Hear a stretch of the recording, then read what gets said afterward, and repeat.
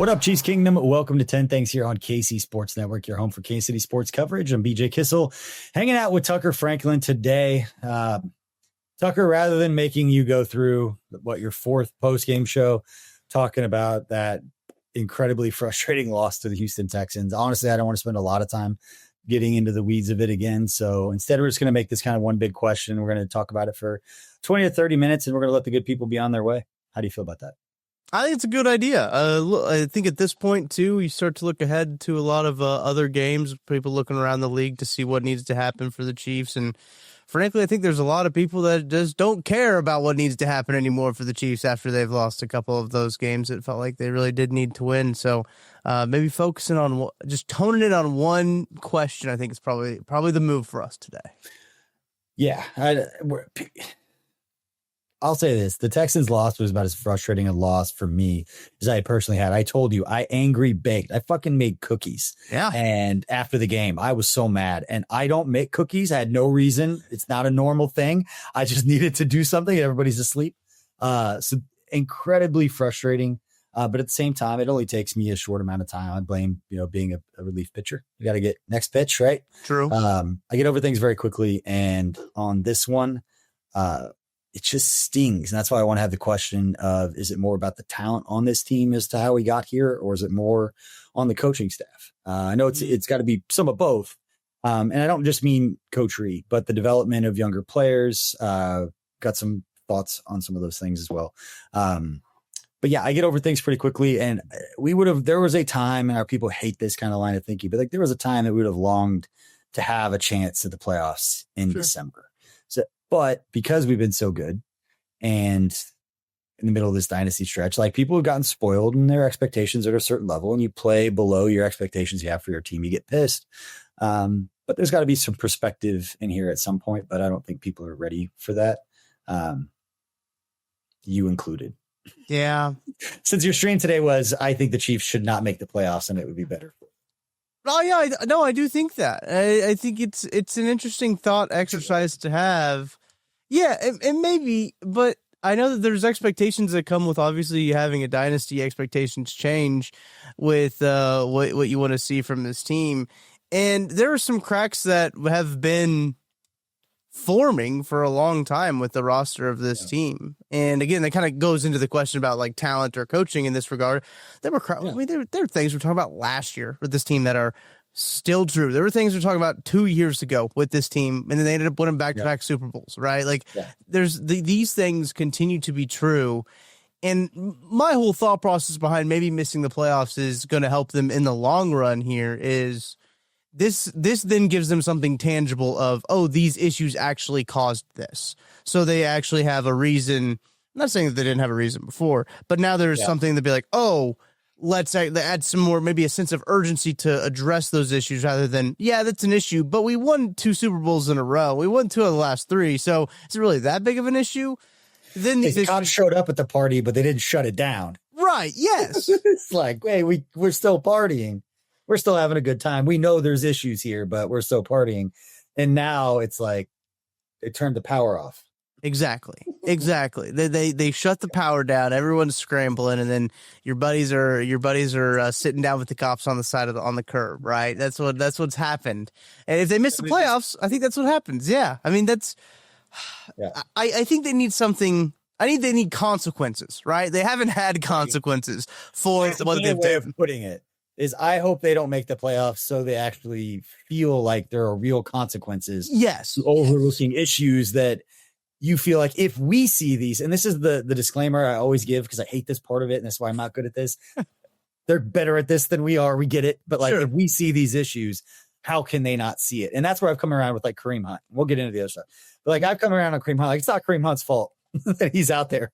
He is giving it absolutely everything that he has. And it's not enough for what this offense needs to not put the amount of pressure that it is on everybody else. Right. But I'm really fascinated to have this conversation because it's questions like, is it Brett Veach's fault that Rashee Rice keeps dropping the ball? Probably not. Because no. Is it Brett Veach's fault that Xavier Worthy hasn't developed at this point in his career? And you could be a deep threat receiver and just have the one trick go down there. Then you better be able to track a ball in the air You better be able to adjust to a ball in the air. Yeah. When your stem isn't exactly what the quarterback thinks, and some of it's on him, on Mahomes, and some of it's on Worthy. But like, if that is your deal, then you should be good at your deal. Yeah. It's been very disappointing, I think. It was talking about the wide receiver room specifically and how these receivers have looking like that they had progressed, right? And then taking the regression into this year. Rasheed Rice looked really good before he had his knee blown out.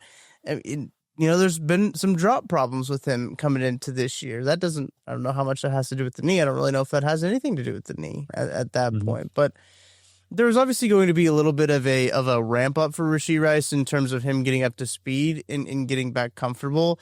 But the Xavier Worthy regression in terms of field awareness, I know he's dealing with a torn labrum. I know he's got the ankle injury. The speed doesn't look quite the same. It looks like it doesn't quite translate. There's a lot of times where he's running routes that are crossing the field and he catches them close to the sideline, but he goes ahead and runs out of bounds instead of turning it up where he could get maybe 10, 12, 15 more yards. But instead he just kind of peels out of bounds. And we saw last year in terms of the field awareness of not knowing where he is when he's tracking these deep balls and like being out of bounds when he could have had every opportunity to catch these and haul in these deep balls in bounds. It's very frustrating to see. And again, that could be a talent issue, right? Like that could be. Right. But then there's a lot of things that could come down to, well, you employ these coaches to coach these positions, and that should probably be a point of emphasis, you would think.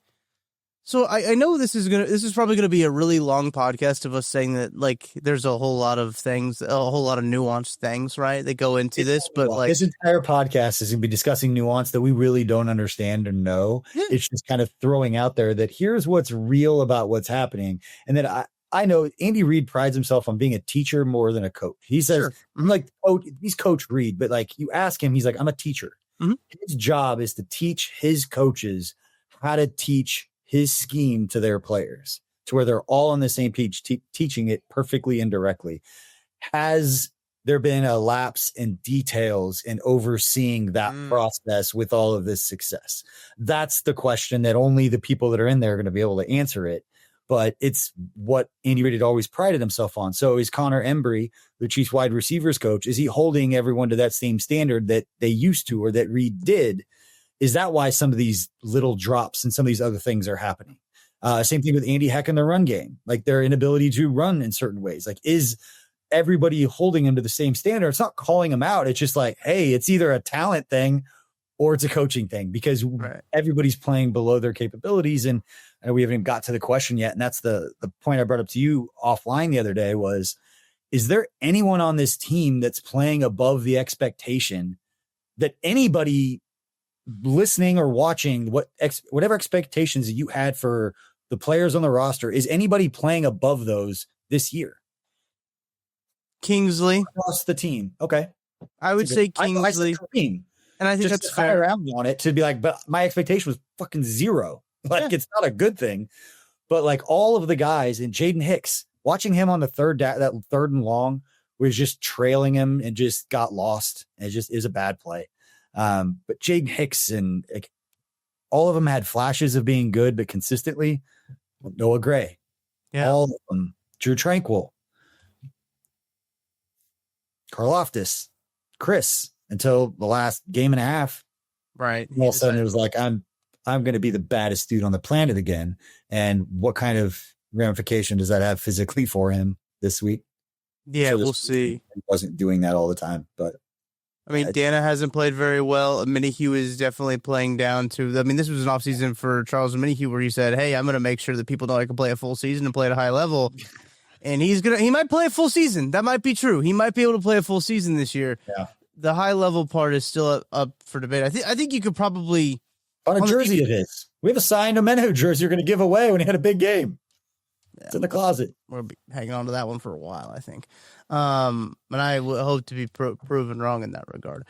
But when you look at, I think Kingsley and the guys that are outperforming what they are expected or what they were expected to. There we go. Yeah. Are on the offensive side of the ball. The defensive side of the ball, I don't really know if there's anyone outperforming, maybe no Williams when Smith. he I gets Rashard Smith at this point in the season would have more carries because anytime you get him out there, get him 8 yards, put a pack on the bench, save him. Look, yeah, you have that nice little toss sweep to him, and they're like, "That was pretty cool. How about you just don't see the field ever again?" That's kind of what it's been like. I think you could maybe say Noah Williams in the limited snaps that he's had, I think has outperformed his expectations in that regard on the defensive side of the ball. But like, that's really it. Outside of mentioned Chris and taking over some of those games when he does take over. But look, Chris had a pretty disappointing start to the season too. You talk about his game in Jacksonville when it looked pretty lackluster in some of those times. So it hasn't been all pretty. Mahomes has played a lot better than what I think the numbers and what I think the Twitter trolls will tell you he is. The box score watchers will try to tell you. I think Mahomes has played pretty well, all things considered. I think Travis is playing better than maybe what it was expected of him, but he has to. And there was obviously his drop that led to an interception was a crucial thing in that game. He's dropped several balls. He's had a couple of big bad moments in key crunch time, all of that. But yeah, and to your point and thinking about it, Travis is a good one. That's overperformed to what I thought he would be at this point. He's got 700 yards. He's got 7. You're relying on a 36-year-old. It's not Travis Mahomes. It's not Travis Kelce's fault that he has to lead the team in receiving again. That's not his fault. Yeah, he shouldn't be relied to be in that crunch time situations. But yeah, I mean, Pacheco, Marquise Brown, maybe Tyquan Thornton. But there you are. Because his expectation was to build a team. Yeah. Right. But years ago, when they were going through the winning Super Bowls and being the dominant offense, you had guys like Noah Gray. Yeah. Where it's holy shit, this guy's coming out of nowhere. Let's give him a contract in case Kelce starts to regress. Let's have a dude. Yeah. And then he does nothing. He regresses before even Kelce part does. Of the offense. Right. Yeah. And I don't know if it's just not including him in the offense or if he's just not open. And then now that they are getting the ball, he's not making a play. So it's just, you can't have that across the board with everyone. Same thing with the contract. They give up 3 big contracts to non-impact type players that Karlaftis playing a little bit below what you would wanted. Yeah. Trey Smith, obviously banged up, but it's a guard. So you have that. And then Nick Bolton. You know what we've had enough conversations about Nick Bolton. Yeah. So that's a tough thing to overcome when you're doing it. But at the same time, it's to get on both sides, and let's get into the actual conversation here. For Brett Veach, it's incredibly unpopular to then tag and trade George Karlaftis or tag and trade Trent McDuffie to recoup the assets you need to replenish the talent or just be better at drafting. But you get to this point, you either have to overpay, and let's get one thing right for me. Everyone in the league is either underpaid or overpaid. Right. That's how I see it. You just can't have too many bad contracts. And every big contract you give out, you eventually start talking about how do we get out of this? Already doing it with Chris. Every time you give that contract, you're 3 years away. You're talking about getting out of it. But we'll talk about that with George here pretty soon, I fear, with his contract. But I would say Brett's done a phenomenal job the way the last few drafts and some key players have turned out, but it's also incredibly difficult picking at the end of the first round every year and not paying guys like Karlaftis and Bolton helped you get here, but you got to pick and choose who you pay. And here we are. But again, close games. They're right there. So Tucker, getting back to the original question. Yeah. Do you think this is more a lack of talent in key areas that's holding this team back? Or do you think it is a lack or a step back in the development of the players / coaching? Trying not to have too much recency bias that Andy Reid's 4th down decision is probably the worst decision that he has made in a single moment at any point in his career in Kansas City. Oh, yeah. That's what I thought that was. That's why I was so pissed. I'm like, it's too many things compounding. And that was the one for me that hadn't happened yet. You can complain about play calling, but that was egregious. That was bad. So I think when you talk about the question, is it talent or is it coaching? I think it varies on which side of the ball you're talking about, truthfully. I think on the offensive side of the ball, you look at the team and you look at the pieces, the individual pieces. I mean, running back room, obviously, we know that running back room is atrocious, but like they got the best quarterback in the world. Their offensive line should be good. Like when healthy, that offensive line should be pretty darn good. Should be the best offensive line Mahomes has ever had. You look at the wide receiver, you're like talent wise. I mean, man, they got talent on this wide receiver room.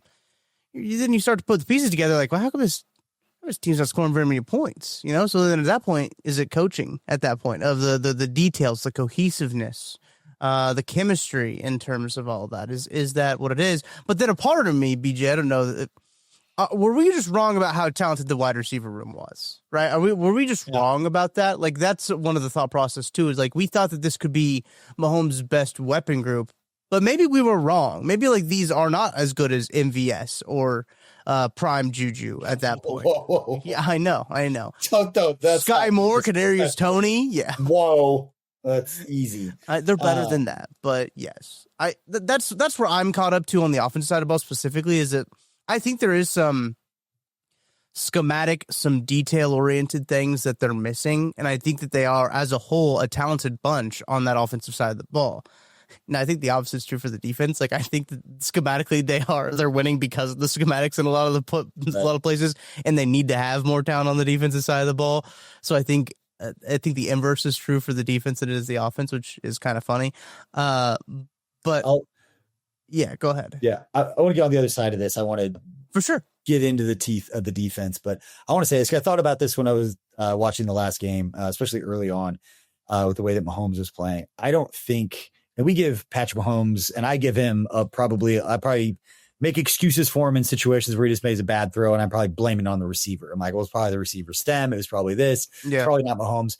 I will say this, that his ability to stay locked in with everything around him being what it is and not throwing anyone under the bus with the off the field stuff, but just his ability to stay locked in as a player through this is the only reason the Chiefs are competitive right now, because some of the plays, the brokenness at it, I think we are so used to it now that people that don't watch him every week and you talk to those people, like you flip it on and he just makes some crazy third down play and you guys just like, ho hum, like that's what he's doing.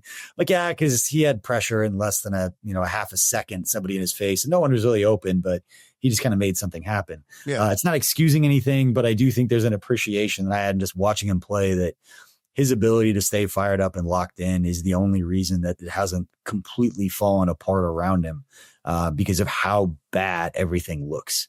And how difficult everything. That's for me. Everything offensively just looks difficult. Yeah. There's no easy yards coming right now, but there is a easy second half of this show coming up right after this break. We hope so.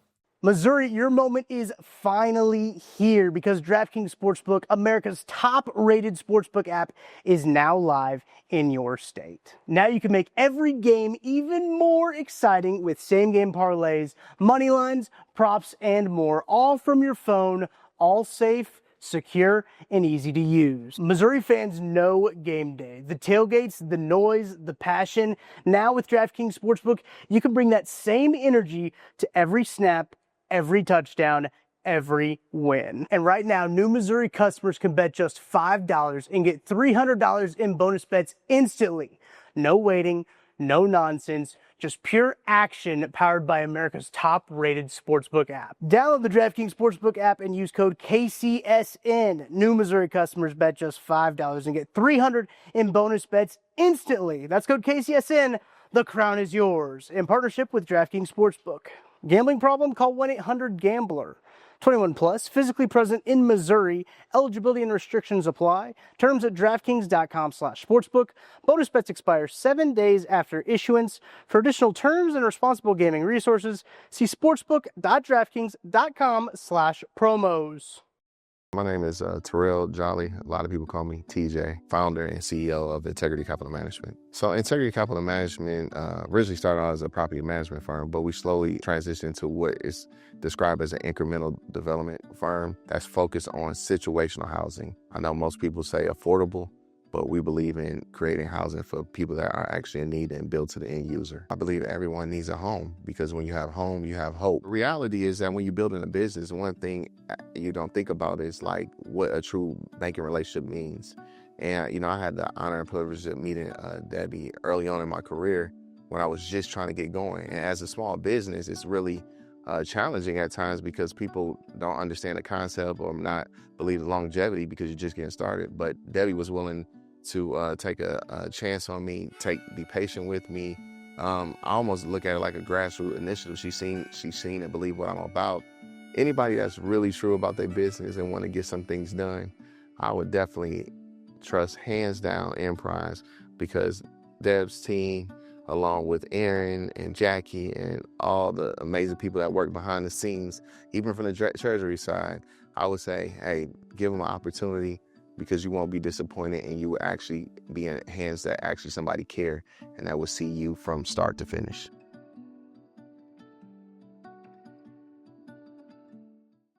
Welcome back to 10 Things here on KC Sports Network. BJ Kissel hanging out with Tucker Franklin, talking about who's more to blame for the Chiefs' current situation. Is this the coaching staff / ability to develop young players, a young roster that a lot of guys haven't gotten better? Or is it just a lack of talent? Let's start on the defensive side of the ball, because before the break, you were talking about offense versus defense. Yeah. Defensively, a lot of young guys, especially in the defensive backfield. Yeah. That part, the third and long defense being the second worst in the NFL right now, where you have, is Justin Reed the most underappreciated player in recent Chiefs history based on what we're seeing right now with the regression of the defense in these moments? I think, in short, yes. I think that we didn't realize how much the Chiefs were going to miss what Justin Reed added to this defense. Not just for the football side of things, right? I think the leadership side of it is also a really big thing. The Chiefs have had, when you talk about Tyrann Mathieu, you've talked about some guys, Eric Berry, the guys in the back end, those leadership guys, they've had that for years. And now they don't. They just simply don't have that when it comes to it. They don't have that vocal leader on that side of the ball. Yeah, Chris is a leader in the defensive front, but I mean, they've usually had two pretty vocal leaders when you talk about the leader up front being whether that's Chris or Frank Clark, and they always have one in the back end as well with Justin Reed, Tyrann Mathieu. That dynamic has shifted. The dynamic has changed a little bit. Jaden Hicks hasn't played as well. He hasn't performed up to it. But for me, BJ, too, when you talk about the defensive backs, a lot of the young defensive backs, I think that Dave Merritt and that defensive staff has earned the benefit of the doubt when it comes to developing defensive backs, just because of how well that they've been able to do it, which I think is different than on the offensive side of the ball when you talk about, Connor Embry, the wide receivers. Were there some steps taken forward by Rashee Rice and Xavier Worthy? Yes, but then they haven't added on to those steps. There's no prior work to also point to, oh yeah, he did this with this guy too, so this can do that. You can't on the defensive side of the ball with Dave Merritt and Steve Spagnuolo and how they've done with the defensive back. So I'm kind of okay with the younger guys in the defensive back room. Noah Williams, I think, looks good, and I think you can kind of point to that as well for the limited snaps that he does get on the field. Now, what I do think Steve Spagnuolo's one weakness is his personnel choices of who he puts out there. That's been a Steve Spagnuolo thing for years, right? Even back in New York, he was putting guys on the field where people were why are you playing him in that spot? I mean, it's every single year it feels like we have that one guy that Steve Spagnuolo loves to play that everyone else in Chiefs Kingdom hates to see on the field. Jamari Conner in the slot is that guy. And Jamari Conner, when he plays safety, to be fair, great. I mean, he's good. He's good safety. They've got a lot of the good defensive backs, and they've been able to develop them. But that's why I lean coaching being it. But I mean, man, you look at that defensive front. Yeah, that there's no talent there. If you could add two impact players, either via draft, free agency, whatever it is, to the defense next year, specific positions, where would they be? I know what mine are, and I think the second one would probably surprise some people. But first one's edge. Yeah, I was going to Matty Lane answer it and say two edge rushers. Is that what my Matty Lane answer is? You could say edge rusher and D tackle play next to Chris and just fuck shit up front. But for me, it's replacing Tranquil. It's replacing somebody that can go make a play on the second level. Yeah. You've got Chanel. I like Chanel as a player. You've got Nick Bolton, and got to the point where we know what Nick Bolton is and what he is for the defense. He's going to be out there, and he has his strengths. He has his weaknesses. It is what it is. You can mask that by putting a dude next to him that can run around and make some plays. True. And then they need an edge rusher. So tank for whatever top edge rusher might be available at the 10th pick. I think if they struggle out, I think 10th is probably about the ceiling or floor, depending upon the way you want to look. Yeah. Depending on how you want to put it, yes. Because then you're within like trading up a few to get into like the 6 to 8 area. I think Maddie right now, as we are recording this podcast, is doing a mock draft with everyone on Twitter. That sounds about right. Beautiful. And he picked a tight end, Kenyon Sadiq, in round 1, which is the Oregon kid. Yeah, I think it'd be a phenomenal pick. But I can pretend to know anything about him other than I looked at mock drafts the other night because I was mad, and I was like, "Tell me it's really, really good in one particular thing that we need. Tell me it's a receiver or edge rusher." Cassius Howell could be good too. I think Cassius Howell, the A&M guy, is one of the guys. TJ Parker from Clemson. Right now, I think the Chiefs sit at 14th as drafting 14. So there's a couple good guys that they can get at edge rusher, and I think that might be what they want to lean, especially on the defensive side of the ball, because if you want to spend some money, you usually want to spend it on the offensive side of the ball for Patrick Mahomes in that way. So if you can get young, cost-effective talent, that's where you want to be. But edge rusher, and I'd probably say safety as well, because they're going to need some safety help when you look at that safety room. Yeah, that's a veteran. They need a dude back there that in free agency they're going to need to do some. They need to add some veteran presences on this team in free agency. I think on both sides of the ball. Yeah, let's go offensively. Same question. 2 impact players. Well, running back. Yeah, I think that's the big one. They've got to have a running back that actually, imagine how good Patrick Mahomes would be if he had a running game. Like if he ever had a running back that people had to. Where you just turn around and give the ball and like that guy's going to make some crazy play happen. Not it's 4th and 1. We all believe Kareem can muscle his way because he's a tough motherfucker. Yeah, that's great. But at some point you need to hand it to where he makes a guy miss and gains 25 yards because he's an NFL running back. A guy that other teams have to scheme for. Yeah. Yeah. Not.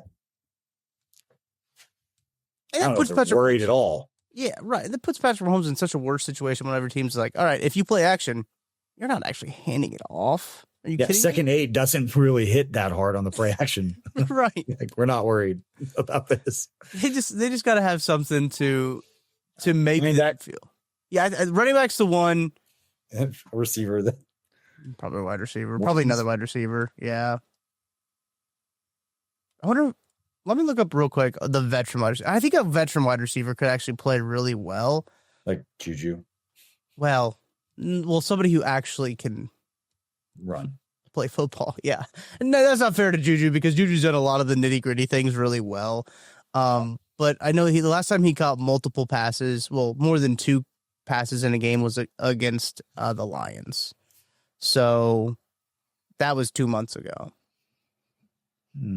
And he gets a lot of snaps, and but it always seems like in this offensive scheme is like you have to have the guy that's going to run and get your cardio in. That's been Justin Watson last year, which we didn't see Justin Watson for the Texans. That's too bad. How I know they wouldn't, and I apologize his contracts and all that, but like, how much would you give up for Myles Garrett? I mean, personally, I would give up a lot for Myles Garrett. Especially if him and Chris Jones were playing next to each other, that would be insane. Like that defensive front would be so nuts. But the other problem is the Chiefs don't have any assets. Like they just don't have. I know. They have nothing to give. They have nothing to give. They got no cap space right now. Which it's a little. I will say this: it's a little fugazi when you look at their over. I know that they only have 32 guys under the roster under contract right now for next year, and they're like $31 million over cap space. Mahomes' contract will be restructured, and that basically takes you even. He's not going to go in with a $78 million cap hit next year. I'll tell you that. So they get him pretty close to even. You're going to cut Jawan Taylor. You're going to let's see here. You'll cut Mike Dana. You'll cut Drew Tranquil. And you'll probably cut, there's one more around here. But anywho, like you'll get then you'll have a lot of space to work with as well. Once you cut all those people, restructure Patrick Mahomes, potentially restructure Chris Jones. I don't know how that contract will work out in terms of a restructure, but again, that number is 44.8 next year. Can you restructure Bucker? Hopefully. Bucker would be smart not to do that, but yeah, he would have no reason to. Yeah. So we'll see how that all shakes out but like I think a veteran leadership, especially on the defensive side of the ball, like you talked about, the Myles Garrett edition would be nuts, and like I would certainly, it's not going to happen. It's not going to. But. I just feel bad. I think he's going to be one of the most, like, we all feel bad, kind of like the Dan Marino. It's like you all just kind of feel bad for him. He's never really got anywhere. Yeah, I mean, he did to himself, truthfully. Yeah, you don't need to re-sign with the Browns. He got paid.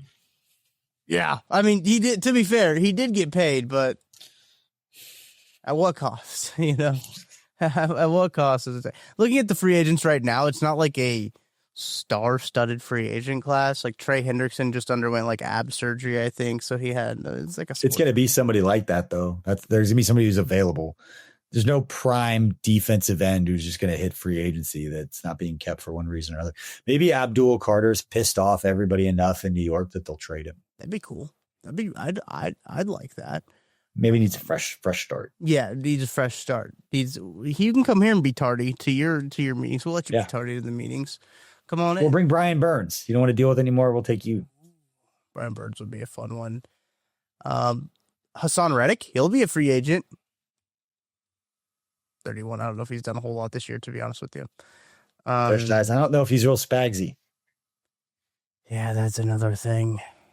The Spags type is just kind of one of those things that makes me, at this point, roll my eyes, because it's just like, I get it. Like, sure, you like your guys, but like, you know what's also really fun is like good football players. Like that's also. Well, they're also, not that they have guaranteed roster spots, but if they draft in the first round, if they take an edge rusher, you do have FAU and Omar Norman-Lott coming back. That is true. To try and develop, obviously both coming off injuries, not anything you can count on, but as far as going into camp, and you get to camp, you get a training camp, like everyone's going to be saying, I'm in the best shape of my life. And you're going to start to feel good about everybody because you're like, oh, these guys are going to be better than their expectations. So the expectations couldn't be lower for those two guys. So the chances of them exceeding them, probably pretty good. So I think that we talked about coaching. We talk about improving players and players getting better. And to talk about both sides of the coin, right? When you talk about the wide receivers and what they got going on there, you talk about the defensive backs. Is it time to have a conversation a little bit about Joe Cullen and the defensive line front? Because like you talk about Felix, Joe Cullen got there in 2022. You talk about Felix, he hasn't really taken a huge step forward. A lot of the guys that they've had on there haven't really developed a whole lot. I don't know if you can say that Karlaftis has gotten. True, Turk Orton did. Orton did. I think that's a Dana great point. Did for later round picks. Not this year hasn't been good. Last year before this, yeah. Okay. Maybe a little on Cullen because he has done it before. He had, and that's the benefit of the doubt that you get, though, right? It's like the same thing I did before. Yeah, the same thing I give Nagy. Sure. Right? Sure. Like everybody wants to make about Nagy. I'm not saying that they couldn't have somebody that would do a better job just because the results haven't been there, but there's not a more loyal coach in the National Football League than Andy Reid. So like the stuff. And they may make a decision just because it'll get to the point where maybe it's in the best interest of all of them if there's things going on. But it's not just going to be because the results aren't good in one season, that some things didn't go their way, that all of a sudden they bring in somebody from outside of his deal. That would really surprise me because they don't know their offense. This is Andy Reid's offense. It always has been and always will be. And so the Nagy stuff, I don't know. He's not the one calling plays. He's not the one designing them. They gotta have a guy that I think is more detailed. They gotta be sharper on the details. Now, I don't think that is bringing in Bieniemy. Bring me the Bieniemy. This is all because Bieniemy. I love Bieniemy. I don't think that's why. I think they need a Bieniemy-esque type person. Let's say that. For somebody who can get after guys. And again, that's kind of what they've been missing is like that Tyrann Mathieu, that Frank Clark, that Eric Bieniemy, that type of attitude, they don't have that on this team. To a somewhat certain extent, like Justin Reed kind of gave that to them, but like not to a high degree of like as those guys did. But that's what they're missing, and they can clearly see that they're missing that dog, for lack of a better term, that hungry dog type mentality. We saw it with Chris against the Texans. Like, yeah, that was the time where it was like, okay, there he is. That's why I tweeted. I just said, there he is. It was the first time all season. It was like, that looks like the Chris that we're used to watching. Now, if he just got pissed or what happened.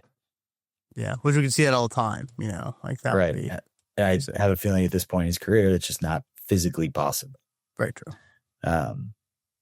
But yeah, appreciate everybody for hanging out. Before we wrap this show up, Tuck, I do want to thank everybody again that is listening, that supported the Soul of Casey holiday raffle and toy drive.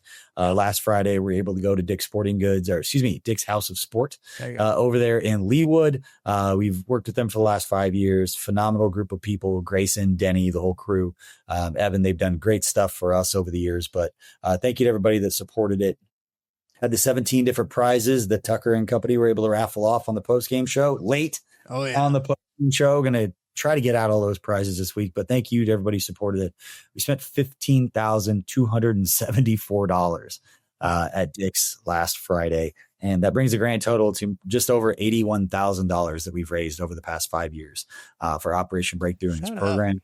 A lot of great things that Operation Breakthrough does, and a lot of people do a lot of great things this time of year. We're a very small company, but we appreciate your guys' help in keeping this network having some sort of tangible impact from a digital company, which was always the goal. So thank you, everybody that supported it. Tucker, do you have any parting thoughts before we let the people go?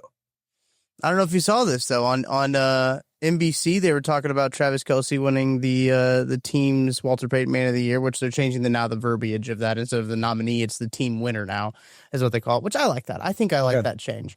Now, Travis Kelce is the Chiefs team winner of the Walter Payton Man of the Year. And that's amazing. They showed some of the folks at Operation Breakthrough, and a couple of the kiddos that were actually with us shopping were on NBC. Yeah, Jeremiah was there on there, so it's super cool to see that. I had to give them a shout out. Going to the Super Bowl with Trav, because of Travis and all those fine folks they do at the Ignition Lab there. So really cool to see. That was really cool. I was like, oh, it's like that Leonardo DiCaprio meme where that's on TV. I was like, oh my gosh, I know that guy. So that's pretty cool. Yeah, there are a lot. Like I said, everybody that's in Kansas City, most people know about Operation Breakthrough and all the cool stuff they've done. Yeah. But Travis's work with the community and Mahomes is the same way. And there's players that do things because you do that as a player. And then there's players that genuinely care and like put effort into like wanting to make an impact. And both those guys do it. There's a lot of people who do. But seeing it with Travis, and it's pretty cool on our end to see the work that we do and the way that they talk about how impactful when you have somebody at that level. And even Taylor Swift came like last year and made a donation, I think, when they visited. Just phenomenal stuff. It's great when everybody that can does a little bit to help. So absolutely. We appreciate you guys helping us out by supporting the network, by listening and watching, and hopefully being informed, educated, or entertained at some point during the show. That's the goal. Yeah. Right? It is. Entertain, educate, inform. But see you, people.